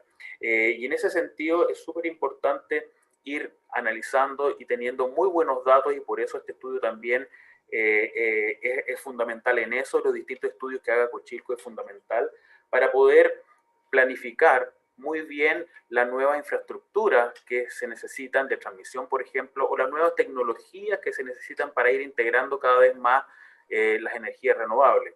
El concepto de flexibilidad está detrás, el concepto de almacenamiento también, y por supuesto no solamente infraestructura, sino que la gestión eficiente de la operación del sistema eléctrico. Y acá muy conectado también a los desafíos que tiene esto de planificar en el mediano y largo plazo infraestructura, es que estos análisis se tienen que hacer con la mejor información posible. Y ahí este informe y todo el trabajo que hace Cochilco también es fundamental. ¿Por qué? Porque al final se debe tener presente los costos y hacer esfuerzos para que la infraestructura necesaria sea la infraestructura eficiente, ¿cierto? Para que las nuevas tecnologías que son necesarias para poder mantener la estabilidad del sistema eléctrico, para poder mantener la inercia, que es algo muy eléctrico, que también está en la discusión, ¿cierto?, por la integración de energías renovables con fuente variable, se mantenga, para mantener en definitiva la seguridad, la confiabilidad del sistema eléctrico. Estas decisiones de planificación, estas decisiones de integración de nuevas tecnologías tienen que hacerse con datos, con muy buenos datos, con muy buena información, ojalá de la manera más certera posible dentro de lo que se puede, porque el futuro, lo que sabemos es que es muy incierto. Pero es súper importante y para nosotros es bien relevante que todas estas decisiones se hagan con la mayor información posible para que sean decisiones eficientes, ¿cierto?, que no impacte de forma negativa en los costos, ¿cierto?, no solamente de las empresas, sino que también de las personas que están hoy día, ¿cierto?, consumiendo la energía. Y otro, para terminar, la carbono neutralidad, los compromisos de mitigación de emisiones que tenemos en el mediano y largo plazo, ¿cierto?, al 2030, al 2050, tienen un denominador común, que es la electrificación. La electrificación de muchos consumos, la electrificación del transporte, por ejemplo, la electrificación también, ¿por qué no?, de consumos residenciales. Hoy día tenemos un tremendo desafío a nivel energético, que es el uso de la leña. Escapa un poco al tema minero, el uso de la leña en la zona sur, y que probablemente una de sus mejores soluciones, junto con otras también, puede ser la electrificación o el uso de otros combustibles más limpios. Por lo tanto, probablemente la carbono neutralidad y los compromisos de mitigación cada vez van a ir electrificando muchos usos también en la industria y la minería. Y la otra alternativa, por supuesto, que ustedes saben, y el ministro lo ha destacado en distintos seminarios, ya yo no voy a profundizar en eso, que es el hidrógeno verde, ¿cierto?, donde apostamos a que al 2030 Chile pueda ser uno de los productores de hidrógeno verde con un costo de los costos más bajos del mundo, ¿cierto?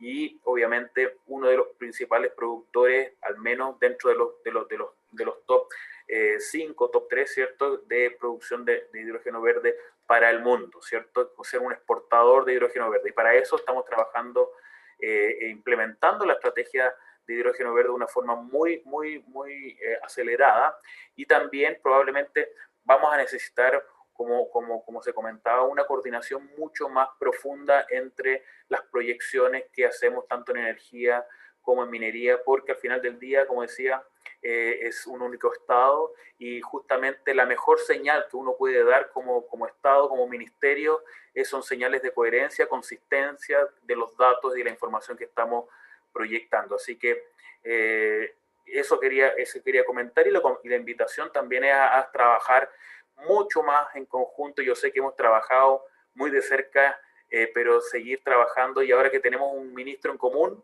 ¿cierto?, mucho mejor y más habilitados para hacer ese trabajo. Gracias.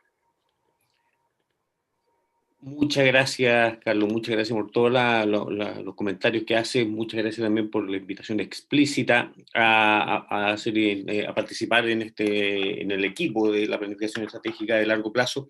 y obviamente dispuesto siempre a entregar, compartir la mejor información posible que permita hacer el mejor trabajo, digamos.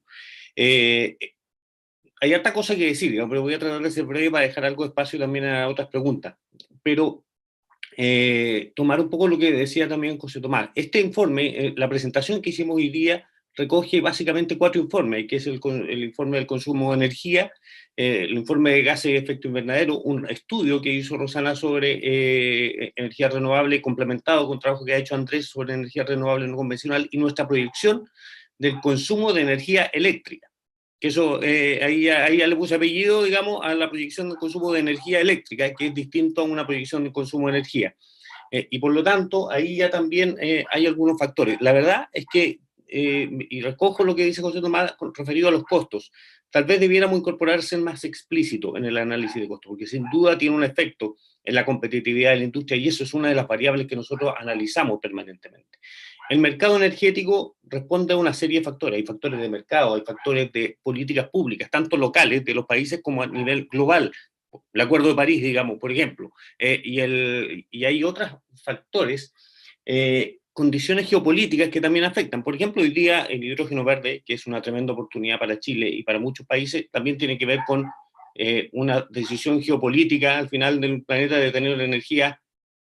Tratar de no cruzar el planeta con el transporte de energía y depender de menos países, sino que tratar de ser más autónomos, autárquicos en la energía.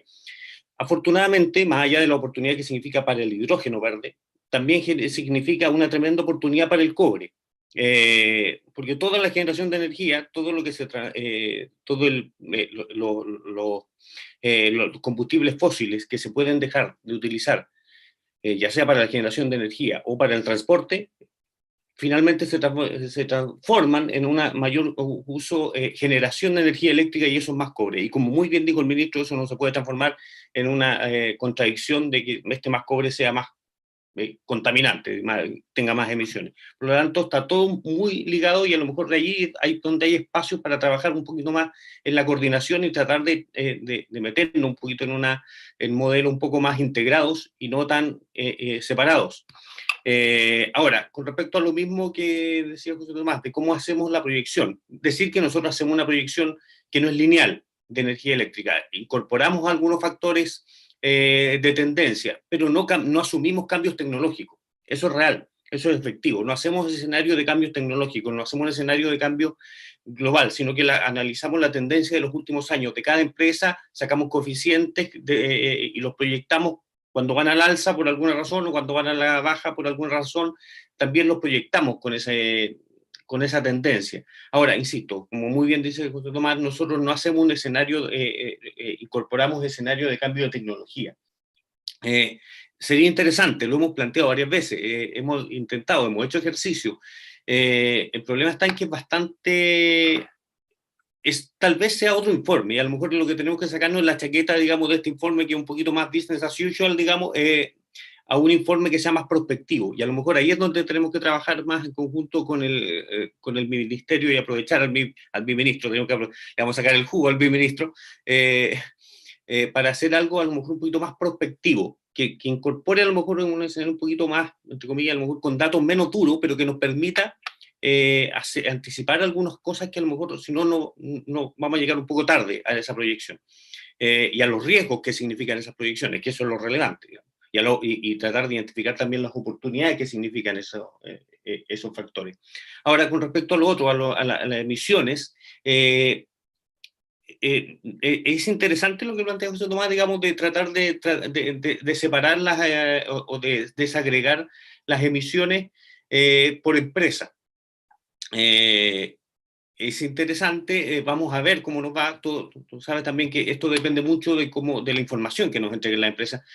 Yo lo que no haría, insisto, es un trabajo que se puede hacer académicamente, pero lo que no haría sería tomar en la tabla, por ejemplo, que tú presentaste y ocuparla esa como un factor. O sea, creo que sería demasiado, como ejercicio sí, pero no como datos, digamos, porque nuestro trabajo es un poquito más estadístico, busca ser un poco más estadístico, sabemos que hay estimación, pero me parece interesante, obviamente va a depender, y a lo mejor tenemos que establecer algunas comunicaciones aprovechar de agradecer a las empresas. Este año fue muy difícil para las empresas y para nosotros levantar la información, simplemente porque la persona que entregaba el dato no tenía acceso al SAP, no sé, cualquier cosa, digamos. Eso fue más parte de, y por lo tanto se agradece también. Y para el próximo año esperamos también tener la colaboración y pedir este dato, es re interesante, tenemos que conversar la factibilidad de que nos lo entreguen, para no tener que hacer supuesto. Ahora, lo que planteó mi ministro al comienzo sobre la información que puede entregar el Coordinador Eléctrico Nacional,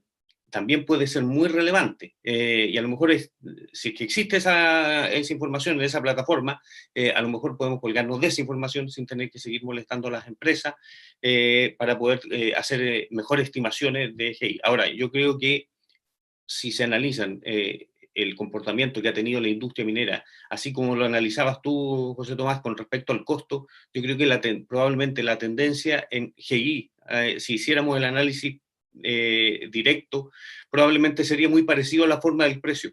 Claro, porque cuando el costo subió, curiosamente se carbonizó y se ocupó diésel, digamos. Cuando el precio más subió, que fue muy curioso, digamos, pero después cuando el precio empieza a bajar es cuando se empiezan a irrumpir las energías renovables en la industria minera. Por lo tanto, probablemente en los últimos 10 años, así como la tendencia un poquito a la disminución de los costos, pese a que todavía somos menos competitivos, probablemente la tendencia en Chile de GI, de alcance 2, hasta alcance 2, digamos, de la industria minera, también probablemente tiene una forma similar. Y bueno, y dentro de los otros desafíos que tenemos también, yo creo que es en algún momento avanzar al alcance 3, digamos, porque eso nos va a permitir tener un mejor escenario y también generar mejores condiciones e incentivos a los proveedores principalmente, que hasta donde nosotros podemos vincularnos y hasta donde las compañías mineras debieran presionar un poquito más en orden a una minería más verde. Eso por mi parte. Paula, te doy la palabra a ti para que tomen las preguntas del público. Sí, muchas gracias a los panelistas. Les voy a formular ahora las preguntas que enviaron a través del chat. Acá pregunta Mario Godoy: ¿qué factibilidad hay de ingreso de hidrógeno verde como energía verde como uso en los procesos de concentración que implican un alto porcentaje en energía? Bueno, lo tomo yo mismo mientras tanto, después si quieres lo complementa o quieres contestarla a Rosana. Está silenciada. Ok. Básicamente los proyectos que hay hasta ahora han sido más nada enfocados al reemplazo del diésel, ¿ya? En el tema del uso del hidrógeno verde. Obviamente hay espacio, la tecnología se está desarrollando rápidamente, pero hasta ahora los enfoques han estado, digamos, en reemplazo de combustible, ya sea en este proceso para calentamiento de soluciones, y claro, el proceso de concentración es intensivo en el uso de la energía eléctrica, pero está todo abierto. Yo creo que es algo a explorar. No sé si quieres complementar con algo, Jorge. No sé si José Tomás a lo mejor tiene algún dato concreto, no sé si en ese proceso yo no lo tengo en la cabeza. Exactamente, no, tal como lo decía Rosana, la verdad es que la discusión está en el reemplazo de combustibles, de diésel, y sobre todo el grueso, y es algo que ya mostró Rosana. Recuerden, el 80% del consumo de combustible está en mina rajo, y posiblemente el 90% de ese 80% son los camiones de extracción, los CAEX. Entonces, el gran desafío, que es enorme, un desafío tecnológico que por lo demás no controlamos en las empresas mineras, lo controlan los fabricantes de camiones de nivel mundial, ¿cierto? Los Komatsu, los Caterpillar. Ellos son los que fabrican camiones.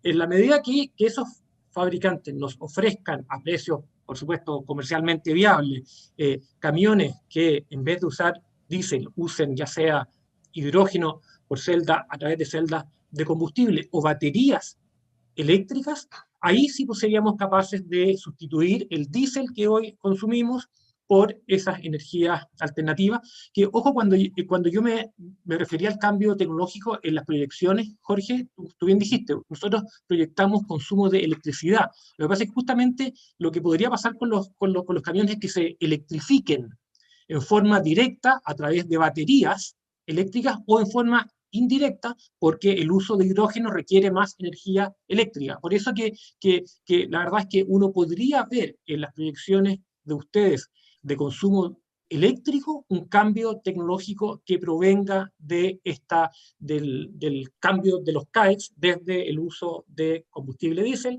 a estas alternativas que en forma directa o indirecta usan electricidad. Perfecto, muchas gracias. Otra pregunta. ¿Existen iniciativas de la industria actualmente asociadas a la lixiviación de sulfuros primarios para aprovechar la capacidad hidro que irá quedando disponible, considerando además su menor consumo energético para producir cátodos EW? Existen obviamente iniciativas tecnológicas para la lixiviación para aprovechar la infraestructura de partida. Ahora, el punto interesante es que este agotamiento de los óxidos que nosotros venimos anticipando hace mucho tiempo, por razones de mercado principalmente y tecnológicas, se ha ido retrasando.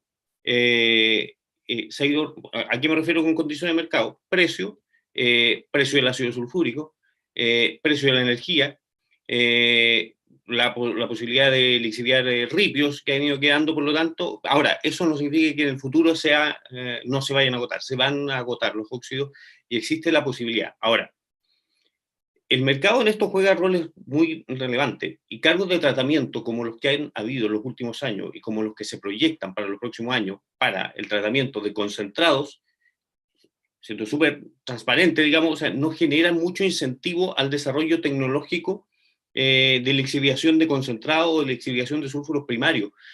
Acá, sobre todo porque todavía hay un costo de energía importante. Ahora, en la medida en que efectivamente se empiecen a liberar capacidad de plantas, digamos, de SX-EW, probablemente se pueden generar mejores condiciones. Si el precio del cobre se mantiene a niveles altos, también se pueden generar algunas condiciones para beneficiar y fundamentalmente el costo de la energía, porque es claro, la lixiviación es menos intensiva en uso de energía, la lixiviación de óxidos, y hasta no sé, sulfuro terciario, no sé, pero o hasta ciertos niveles de sulfuro, pero los minerales ya, sulfuros propiamente tal, o si lixivias a través de concentrados con, no sé, tecnologías de autoclave u otras tecnologías, son altamente intensivos en el uso de energía. Por lo tanto, esa ventaja que tiene la línea de hidrometalurgia hoy día con óxido no necesariamente se replica al lixiviar sulfuro primario. Probablemente algún metalurgista me puede corregir, pero a grandes rasgos esa es la razón que podemos tener hoy día para que tal vez no exista tanto incentivo, pero se puede buscar, digamos. Yo creo que ahí está el rol de la política pública. Otra consulta está para Carlos Barría.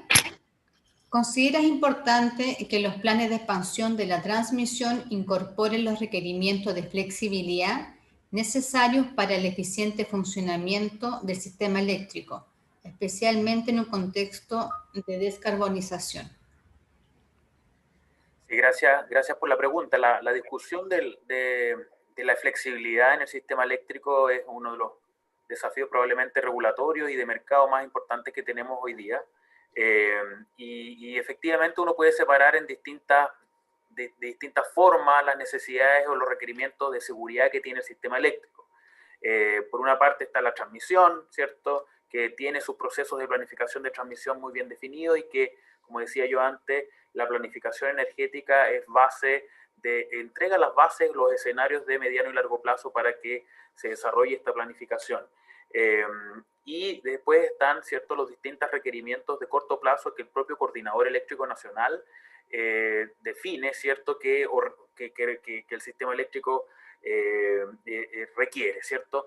Y para eso se conocen como los servicios complementarios, y ahí hay una serie de requisitos y requerimientos de infraestructura, y no solamente de equipamiento, sino que también de formas de operación del sistema eléctrico que están, como decía, en este concepto de servicios complementarios para mantener la frecuencia del sistema eléctrico, la tensión, ¿cierto?, y la recuperación del servicio.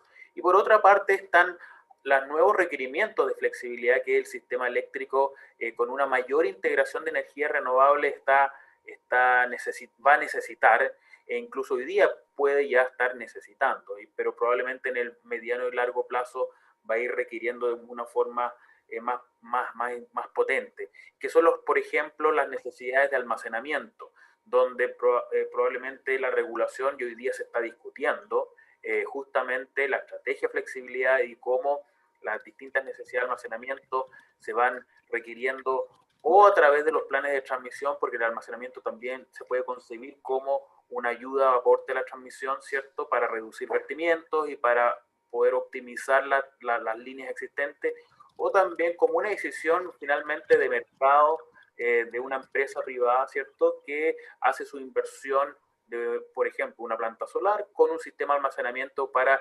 entregar una mayor estabilidad de inyección de energía eléctrica al sistema. Esa discusión está en pleno desarrollo, probablemente en los próximos meses vamos a tener ya distintas definiciones, pero la pregunta específica, yo no descarto que el plan de transmisión, ¿cierto?, pueda ir también recomendando distintas instalaciones e infraestructura que puedan aportar a la flexibilidad, como son los sistemas de almacenamiento.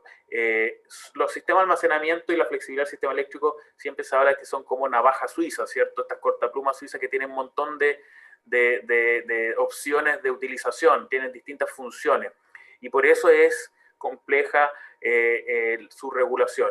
Lo importante es que en transmisión eléctrica y para poder ser eficiente, no es posible, y algo muy relevante, tener dobles pagos. Esa discusión de que una infraestructura eléctrica, por ejemplo, de transmisión, un sistema de almacenamiento, tenga dobles pagos, hay que siempre cuidar, porque es súper relevante también mantener la eficiencia de los costos del suministro eléctrico y también de la gestión del sistema en su conjunto. Muchas gracias. La siguiente pregunta dice: el desafío energético a partir de la caída de la ley del mineral parece ser enfrentado como hecho consumado en las concentradoras. ¿Por qué Chile no estudia la preconcentración de sus minerales? A ver, bueno, la caída de la ley de mineral implica un mayor mineral a procesar, ¿ya? Por lo tanto, un mayor cantidad de mineral a transportar. Entonces impacta directamente en el combustible, ¿ya? Y también obviamente mayor mineral a procesar, y en la molina de chancado, entonces también tiene impacto en la concentradora. Obviamente, claro, que no estudiar la preconcentración, hay que optimizar los procesos, como decíamos antes, digamos, tenemos una matriz más sustentable, no tenemos un suministro confiable, digamos, pero igual hay que seguir trabajando, y eso también va a venir muy aparejado con la ley de eficiencia energética. Hay que optimizar también los procesos. Entonces hay mucho espacio para optimizar, y la concentración obviamente es uno de ellos, porque también es uno de los procesos que también más impacta. Última pregunta. ¿Existe en Chile interés de aplicación de camiones trolley como alternativa al diésel? Mira, hemos estado tratando de buscar, digamos, información que hayamos recopilado. Y han habido iniciativas, pero bastante puntuales, pero al respecto, pero no está sistematizado, ¿no? Y hay alguna iniciativa particular de alguna empresa, como muy bien lo mencionó antes José Tomás. La iniciativa por lo general viene de los proveedores, o CAT o Komatsu, y entiendo que se han hecho pruebas, pero no sé, probablemente hay ciertas características de los yacimientos en Chile que hacen que no sea aplicable hasta el momento, pero no significa que no se pueda aplicar, porque existe en otros países, existe en otros lugares ese tipo de tecnología, pero asociada a otro tipo de yacimiento, con otras características. Perfecto. Bueno, esa era la última pregunta. Nada más agradecer a todos los panelistas, expositores, al ministro, la autoridad de Cochilco. Les recuerdo que está disponible en nuestro sitio YouTube, en el canal de YouTube, esta presentación. Además, están disponibles en nuestra página web los informes que se mencionaron, de consumo de energía, de producción de electricidad y de gas de efecto invernadero. Bueno, agradecemos toda su participación y muy buenos días.